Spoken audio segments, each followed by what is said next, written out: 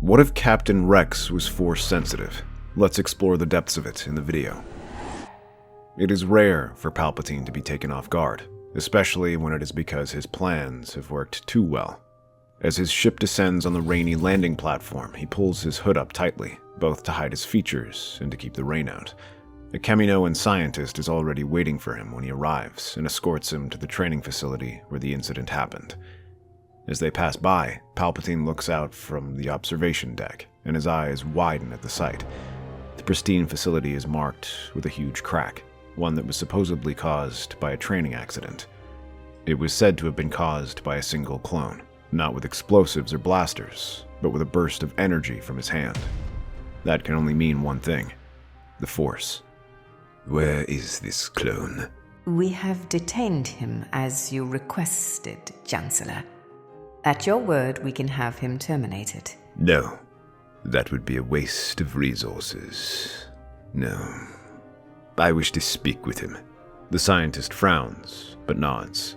She takes him to the detention facility where the clone in question is being held. He is not wearing any armor, but is bald, and as Palpatine looks into his brown eyes, he can sense something about him. A spark of power not seen in any of the other clones. His fears have been confirmed. This trooper is Force sensitive. He can sense the power within him. He does not know how they accomplished that, but the Kaminoans have created something even Darth Plagueis would have only dreamed of. You, clone. Explain to me what happened. Sir, you see, we were conducting a training exercise. I'm not sure what happened myself. We were tasked with storming the Citadel, and I was leading my squad forward. There was a gun emplacement causing us some trouble, and it took out half my team. I guess I must have gotten frustrated since I pictured myself destroying it. The next thing I know, the droid gunner and his weapon were thrown back and crushed against the wall. The whole thing blew up. I see. And you have no idea what happened? No, sir. 1 minute it was there, the next, it's gone. Well, Trooper, you see, it appears the Kaminoans have detected an anomaly within you. Something they believe makes you exceptionally powerful, but also incredibly dangerous. That is why I am requesting that they conduct further experiments on you, Captain, to learn more about this situation. Assuming that is acceptable with you, Captain. Of course, sir. Anything to prevent that from happening again. Good. And as far as anyone else knows, the droid's battery pack simply overheated and exploded. Understood. Over the next few months, Rex is taken to one of Palpatine's private labs on Mustafar, where he undergoes a series of experiments under the Chancellor's supervision. Every day they extract blood from the clone, eager to examine how he managed to obtain midichlorians, and whether that phenomenon could be replicated. It is the type of thing that his master would have killed for, a way to artificially transfer midichlorians from one host to another. If that can be done, then it could be game-changing for their quest for immortality, and all but guarantee Palpatine's rise to power. Aside from that, he wishes to test the strength of the clone captain's Force abilities, exposing him to different situations that might force him to unleash his powers. The effects are impressive, but also destructive. Palpatine sees potential in this plan, and in the clone as a future apprentice, one that can replace Dooku, and more importantly, one whom he can control in ways far more thoroughly than he ever could with Maul or Dooku. Unfortunately for both of these experiments, Palpatine is bitterly disappointed. The clone proves to be powerful, with an above-average midichlorian count, but training him is difficult. He is too old, and cannot control his powers as naturally as the Jedi or Sith. A part of that is due to his accelerated aging. The effort is more taxing on him than a normal body. The efforts of Project Necromancer are even more disappointing. Though Rex's blood is rich in midichlorians, transferring them is impossible, as they never survive the effort. No matter how much blood he extracts, it never seems to last. It seems like the Kaminoans may have simply gotten incredibly lucky. At first, Palpatine is incredibly furious and wishes to do nothing more than discard this useless clone. But he reminds himself that though Rex has failed him in this regard, he still could be useful. The trooper is loyal, and with an army around him, it will allow him to slip through places that a normal assassin could not. So instead, Palpatine uses the Force to wipe his memories, keeping them buried within the recesses of his mind where he cannot access them. From there, he begins to install a new inhibitor chip within him, one custom made for Rex that contains many new command codes. things that would be too dangerous to place in an army, but are perfectly fit for a lone assassin. Lastly, Palpatine continues to create a mind connection with Rex, allowing him to slip into his mind and give him orders. By the time the chip is installed, Rex becomes a sleeper agent, whose chip is ready to be activated with a simple thought.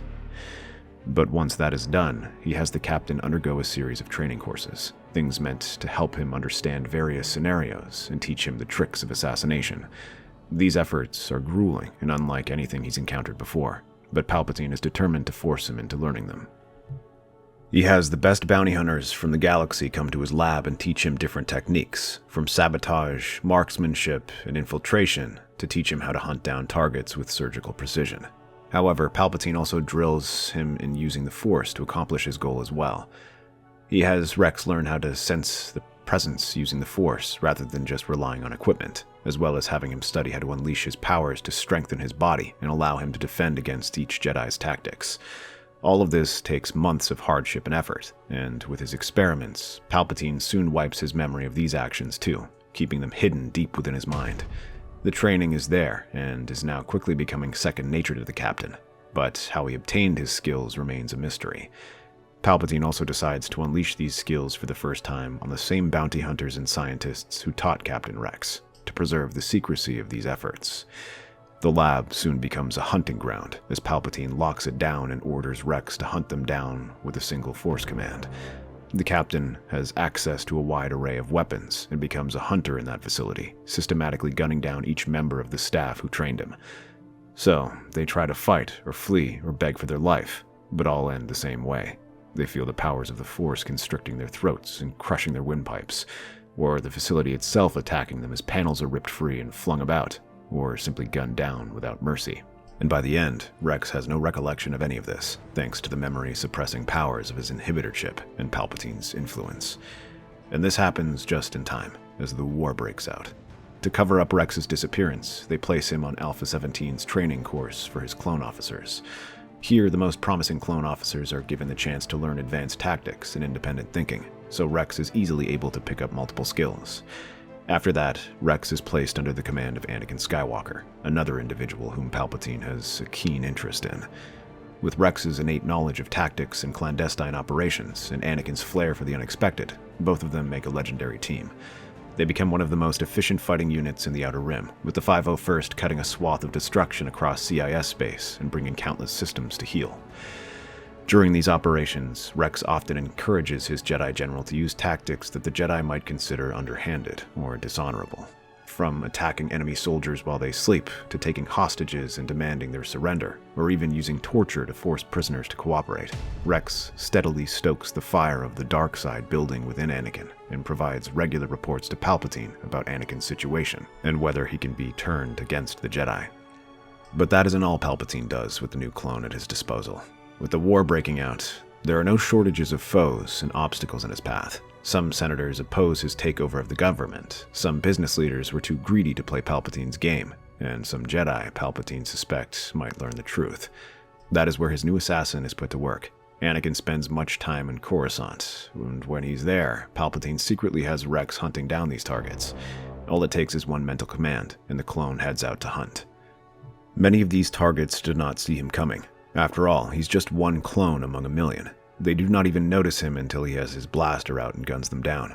Other times, he sets traps, sabotaging walkways to give way when they pass, rigging explosives in their car, or sniping them from a distance. For particularly dangerous individuals like Jedi, Rex also employs the Force, channeling the dark side as Palpatine's shown him. He unleashes these in short bursts that allow him to overwhelm and overpower the Jedi.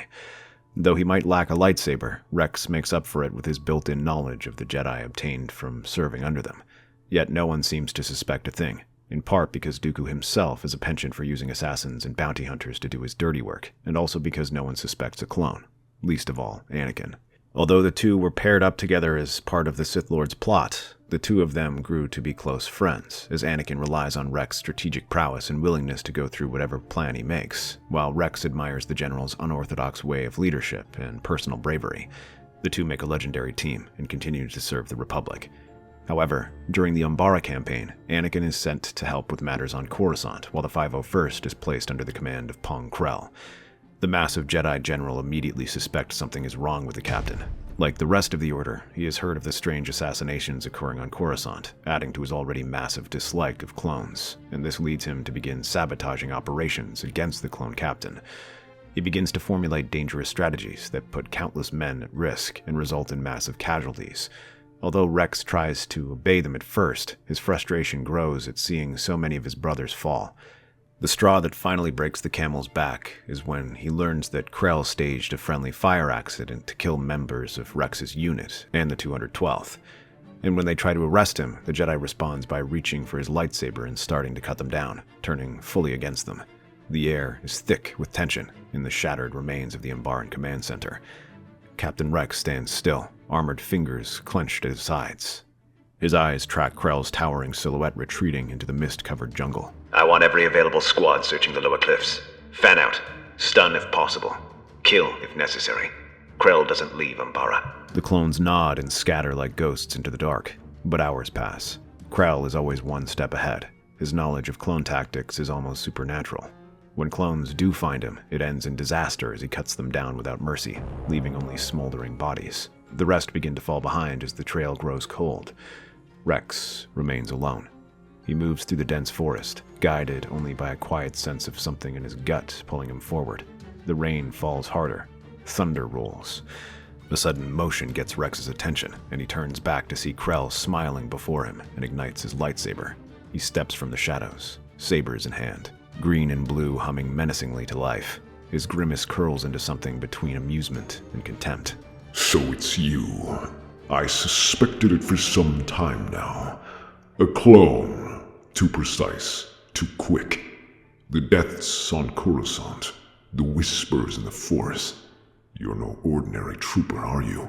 I have no idea what you're talking about. But you betrayed the Republic. You betrayed the men who followed you. And yet it is you. A puppet of the Sith, pretending to be their protector. Tell me, assassin. Do you even know the names of the people you killed? Rex flinches. A flash vision pounds at his skull. A Jedi Master falling backward. A senator choking. Blood staining marble steps. No, Krell lunges. Rex dives, barely dodging the twin sabers. He rolls and fires his blasters, raining fire on them. The Jedi easily deflects this, and his hands reach out and punch the clone in the chest, slamming him against the tree.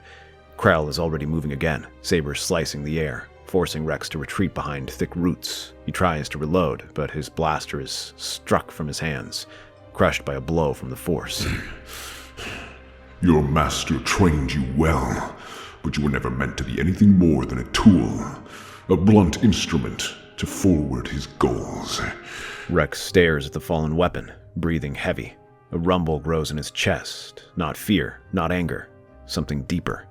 The Force pulses around him, drawn like iron to a magnet. His eyes shift to Krell's saber lying in the mud, knocked loose in the scuffle. He stretches out his hand. It twitches, shakes, and then snaps into his grip. The blade ignites with a familiar snap hiss, casting blue light across his soaked armor. Krell stops laughing. This was always your fate. A weapon pointed by another man's hand. You don't even know what you are. I know enough. Their blades clash in a burst of sparks. Krell is stronger, but Rex is faster. His body drilled in 100 forms of combat, now guided by the Force he was never meant to wield. Each time their weapons clash, Rex feels a familiar rush in him, as if he has seen this and taken part in it. His hands move as if the lightsaber is an extension of his will, going exactly where it must and keeping Krell at bay. He ducks a killing blow, spins under Krell's arm, and slashes across his side. Krell howls, retaliating with a brutal swipe that carves a deep gash into Rex's shoulder, but his armor protects him from taking serious damage. Pain flares, but something else drives him. Instinct, purpose, rage. They fight for what feels like hours, then Krell overcommits with one swing too wide. Rex vaults upward, kicking off a tree trunk. He drives the saber forward through Krell's chest. The Jedi gasps, the low light fading from his eyes. You don't even know what you're becoming. He collapses. Rex stares down at the body, heart pounding, saber still humming in his grip. The rain washes the blood into the soil. Thunder crackles above. For the first time in a long while, there is silence. And then distant voices. Clones are shouting his name. By the time they find him, Rex is standing over the body of Krell, his face stricken as he tries to make sense of everything that just happened. Unfortunately, that is just the start of his problems, as when they return to Coruscant, an investigation is launched into the matter. There have been long rumors about such an incident, and now the issue has been brought to light. A clone had killed a Jedi, something deemed impossible by the rest of the Republic. Some within the Order now question what else might happen. Palpatine and Anakin both defend Rex, saying that Krell was a traitor to the Republic, and Rex was administering justice for them. He cannot be blamed for simply doing his duty, and while they are correct from a legal standpoint, it still shakes up the Jedi to see a clone do such a thing.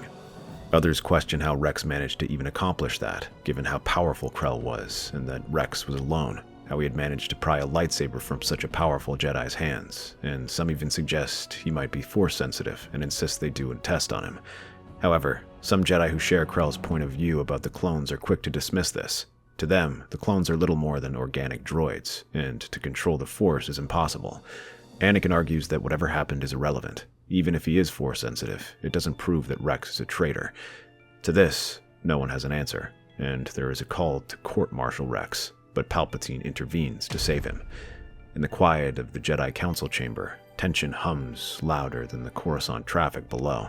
Mace Windu stands with his arms folded, his gaze fixed on the projection of a datapad midair. The Chancellor seems rather intent on remaining silent regarding this matter, especially since some of these murder victims appear to be those critical of his rule. It would be risky to suggest he is hiring assassins, but foolish not to see their connection. Yoda sits in silence, eyes half closed. Then it's time we draw the killer out. We use one of our own as bait. Someone public. Someone known to oppose the Chancellor's expanding control. I will volunteer. No. You're too valuable, especially with Grievous still loose. We'll use Master Fisto. He's been vocal about the war and the clones. If the assassin is one of them, we'll find out soon enough. Night falls. Coruscant glows with artificial stars. On a balcony overlooking the Senate, Master Fisto stands alone, pretending to study the skyline. He is not alone. A shadow shifts behind him. A blaster pistol rises from the darkness. Then, the movement. Kit Fisto spins, deflecting the bolt, and then staring at the helmeted figure in the shadows. Ah, Captain. It is a lovely night. Come and join me. His lightsaber flashes in his hand as he rushes. Rex backpedals but feels the blaster sliced from his hands. He draws a vibroblade and slashes at Kit Fisto, scoring a shallow blow and letting him retreat a few steps. Before he can act again, the air explodes with energy. Mace Windu drops from above, lightsaber ignited. Behind him, Aayla Secura and Plo Koon flank the corridor, and Anakin follows behind. Stand down. Rex doesn't respond. His hand lifts involuntarily, fingers clawing towards his weapon, eyes empty. His body moves like a puppet, jerky, unnatural. Mace lunges. The two clash. Windu's saber slices through the blade, sending sparks flying. Rex reacts, parrying the strike barehanded, augmented by a sudden force-driven strength. Though it sends Mace reeling, he slams Rex into the wall. Aayla and Plo move to subdue him, but the clone suddenly unleashes a force shockwave, throwing them back. He lifts up a chair and hurls it towards Kit Fisto, forcing him to stop to destroy it. But Mace Windu is faster. He slams Rex into the wall with a force push, pushing him deeper. He is about to crush him, but Anakin steps forward. He's controlled. Don't kill him. There's something wrong with him. Windu grits his teeth, blade hovering an inch from Rex's throat. He just tried to assassinate a Jedi Master. He's not himself. You all saw it. His eyes, his movements. He didn't want to do it. And if we want to learn the truth, we need him. Alive. Silence. Even Windu hesitates now. Yoda, watching through comms, speaks last. Probe his mind, we must. Dangerous it is, but truth, it may reveal. In the medical wing of the Jedi Temple, Rex lies unconscious. Electrodes and scanning equipment hum softly. A few Jedi stand in a circle, meditating, their minds brushing against his like wind against steel. And then Mace touches it.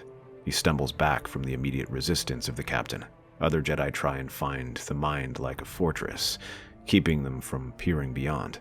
They try to push deeper, but Rex just pushes harder. But Anakin breaks the deadlock and gently taps into his head. The walls in Rex's mind fall away like shattered glass. A flood of memories slams into view. Mustafar, Palpatine's red robes, a dozen dead scientists, blood, screams, training under bounty hunters, a mind-shattering scream as a new chip is implanted, force powers unleashed in darkness. Anakin recoils, breathing hard. He was taken, experimented on. His memories were wiped. The assassin, he was made to be one. You're saying Palpatine? I'm saying Palpatine made him, engineered him. He has a direct link to Rex's mind. Dangerous, this is. Powerful, that connection must be. If the mind of a clone he can command. We have to remove the chip. Now. Surgery is brutal. Rex convulses on the table as the chip is extracted, black veins pulsing across his temples. For a moment, the medics fear they've killed him. Then, his breathing evens out. He opens his eyes and remembers everything. I killed them. Jedi. Senators. I felt it. But I couldn't stop it. I thought I was broken. You're not broken, Rex. You were warped, turned into someone else's weapon, and used to forward their agenda. We cannot allow this to continue. With your testimony, we might be able to bring the Chancellor down. We must take it to the Senate immediately. No. We can't risk alerting Palpatine to our plan. If he has one assassin, he might have more. These inhibited chips could be in the entire army. I agree. We cannot let Palpatine get away with this. Night settles over Coruscant. Chancellor Palpatine's office is dark, its massive windows overlooking the skyline like an imperial throne. He stands at the center, calm, his back to the door as the lift opens behind him. Mace Windu steps out first, lightsaber already in hand. Kit Fisto follows silently, his expression grim. And finally, Anakin emerges, slower, more hesitant, but his eyes are locked on the man before him. I take it this isn't a diplomatic visit, Master Windu. You engineered the inhibitor chips, turned our soldiers into weapons, assassins. I improved them, gave them purpose, gave you victory. Rex remembered everything. We know. How could you do this to our clones? Ah, Captain Rex. A shame. He was always my finest work. You are under arrest, Chancellor. Surrender. Now. And yet here you are, trespassing, plotting to overthrow your democratically elected Chancellor. Lightning crackles at his fingertips. Anakin and Kit Fisto block the strike while Mace leaps over the attack and lunges at him. Palpatine has a pair of lightsabers in his hands and sweeps them towards him. He parries both strikes and shoves Palpatine back, but he only halts for a moment as he rushes forward once again, dodging Mace's slash and moving towards Kit Fisto. He blocks the first blow, but Palpatine moves like liquid death, faster than anything natural. Kit parries once, twice, then screams as the saber drives through his side. Anakin shouts as the Jedi stumbles to the ground. He rushes to protect him, swinging his saber down and unleashing a flurry of attacks. Palpatine laughs and blocks these attacks, holding him back and then countering, his lightsaber sweeping attacks on him. Anakin begins to step back and Mace joins in. Mace and Palpatine clash, raw power against refined fury. Blades flash with violent and crimson fire. Glass shatters around them as the Force shakes the building. As the attack continues to rain down on him, Mace feels the surge of darkness around him. Then he takes a deep breath and uses his Vapad training to redirect his attack towards Palpatine, sending one lightsaber flying. But then it stops midair and flies right into Rex's hand.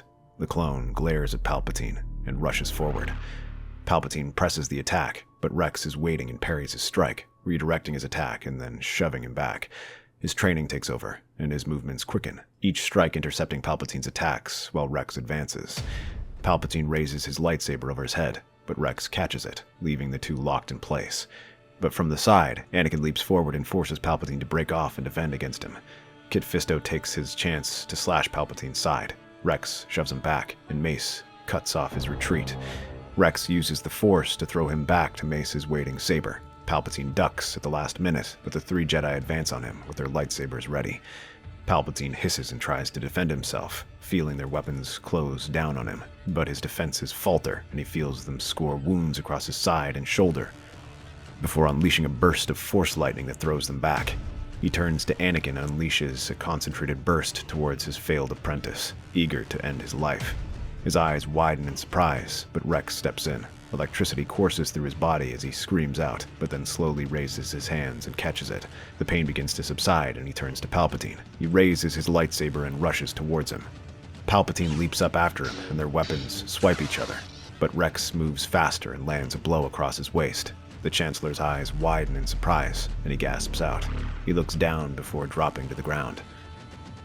With Palpatine dead, Captain Rex's memories come flooding back, and he testifies against the Chancellor, revealing everything he's done. At first, the Senate is in disbelief, but Rex soon presents the inhibitor chip and the location of the lab which proves everything. Seeing this, Captain Rex and the Jedi are all acquitted, and allow him to at last join the Jedi and receive proper training so he can do his part to end the war. That's our theory. The Star Wars universe is a galaxy filled with exciting stories and possibilities, and we love exploring them. If you want to accompany us on this journey to a galaxy far, far away, then please like, share, and subscribe to our channel.